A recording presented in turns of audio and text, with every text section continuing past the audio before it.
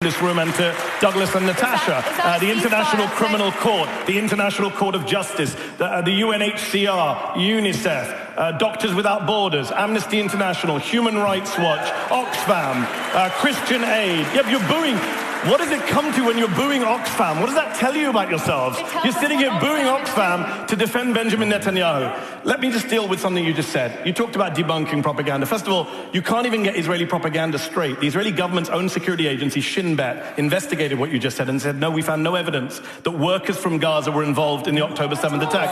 Oh, Shin Bet alive. They're booing Shin Bet, the Israeli security service. Got it. All right, let me finish my point. You had a 5-minute speech from your side. Okay. That's Shin Bet. Let me just deal with your wider point here. Douglas and Natasha tonight want to make this entire debate about October 7th. I get it. It's a horror show.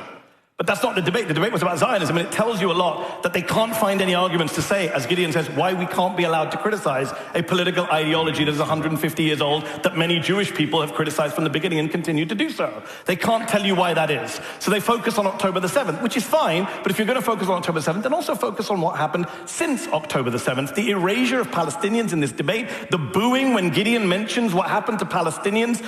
Shameful. I'm sorry to say, it's absolutely shameful and telling about what's going on.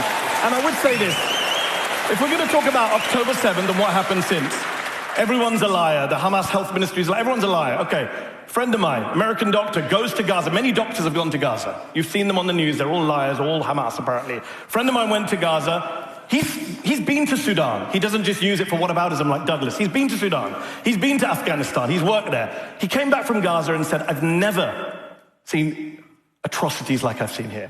What's happened to children? He's an anti-Semite because he saw children with burn wounds like he's never seen. He saw children with gunshot wounds to the head. To the head, but that's Hamas's fault. Everything is Hamas's fault. So let's talk about war crimes. It is amazing that every human rights group in the world, including Israeli human rights groups like B'Tselem, Gisha, Yeshtin, are all documenting this stuff, but you guys think it's all imaginary. So again, it tells you about what Zionism is. This is not about some abstract ideology of, people trying to settle the land and trying to have it. But as Gideon said, there was an argument to be had in the 1940s, 30s, 20s. Zionism today is what the Palestinians are enduring on a daily, nightly basis in Gaza, in the West Bank, in East Jerusalem, in Israel itself. And the erasure of that tells you everything about why we need to be able to talk about what Zionism does to the Palestinians without being smeared as anti-Semites. Okay, Douglas?